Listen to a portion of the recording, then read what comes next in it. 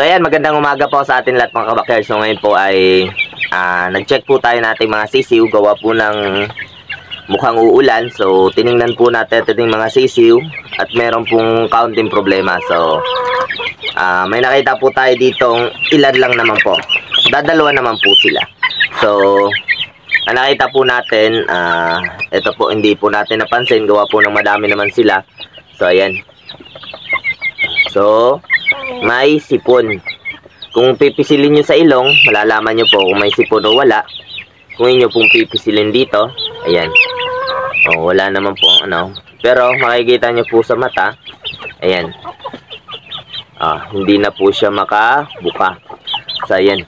Ito, common po talaga ito sa mga sisiw. So, wag po kayong mag-alala at saka matakot kung meron pong ganito inyong sisiw.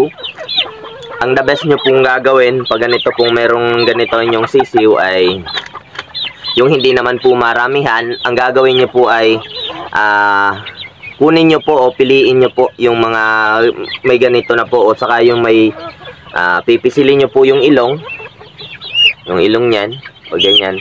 Kung yan po, yan. Kasi tabi po sa kumakain dyan.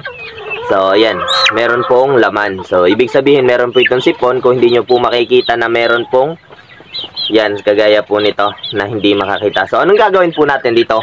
Sobrang dali lang po talaga nitong gamutin. Basta ganitong klase lamang ng sipon, no? Yun pong ganitong may laman ang kanyang sipon. At saka sa ganito pong nalaki ang mata niya. Ayan, sobrang dali lang po niyan. So ngayon po, bibigyan ko po kayo ng idea na ano po ang ginagamot natin sa pinakasimpleng paraan lang po.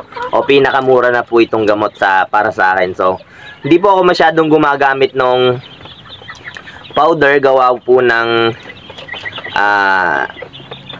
medyo nahihirapan po ako magpagaling nun. Nagaling naman po, ayos naman po yun. Pero medyo nahihirapan po ako pagalingin sila pag powder po ang ginagamit ko. Baka po lumala. So sinisigurado po natin na painumin na lang nito. So ito po, hindi ko na po babanggitin ang pangalan. I-PM nyo na lang po, comment ko na lang po sa baba kung anong gamot po ito.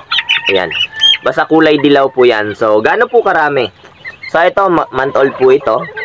So ang gagamitin lang po natin dito ay kalahatian. So kalahati po sa umaga, sa kalahati po sa hapon. So ang gamutan po natin ito, wala pong tubigan. So ngayon, mas maganda po sana nito kung wala pa po siyang kain, saka nyo pa iinom ito. Pero ang problema lang, napakain na po natin, gawa ng hindi naman po natin napansin agad. So kaya ayos lang naman po kahit nakakain lang po. So ang gagawin po natin dito, yan, hahatiin lang po natin yan sa dalawa. So yan, dalawa po. Ano pa? Ayan. So nahati na po natin sa dalawa. So ang gagawin po natin, papainom na po natin. Ito pong ganito, may sakit na ganito, matakaw po talaga ito sa tubig. 100% matakaw po ito sa tubig. At gawa po ng, ayan, gaganyanin po natin. Ayan. Wala pong tubig ha, huwag nyo pong papainumin ng tubig. Ito pong gamutan po natin ay good for 2 to 3 days. I-continue na lang po hanggang 3 araw para sureball po na gagalingan yung manok. So ganito po, hindi po natin itutubigan. Bukas na po ng umaga, kaunting inom lamang, hindi po natin pararamihin. Ginagawa na lang po natin para makabawi tayo at hindi ma-dehydrate gawa po ng init, ay basa po kaunti ang ating ibinibigay na pagkain. So ayan, yun lang po, pinainom na po natin yan. So wag po kayo mag-alala, wag kayong matakot na mamamatay o kung ano man. Madali lang po itong gumaling basta ganito. I-update ko po kayo next day, pagkatapos po ng 3 days, i-update ko po kayo na nangyari na dito sa ating ano.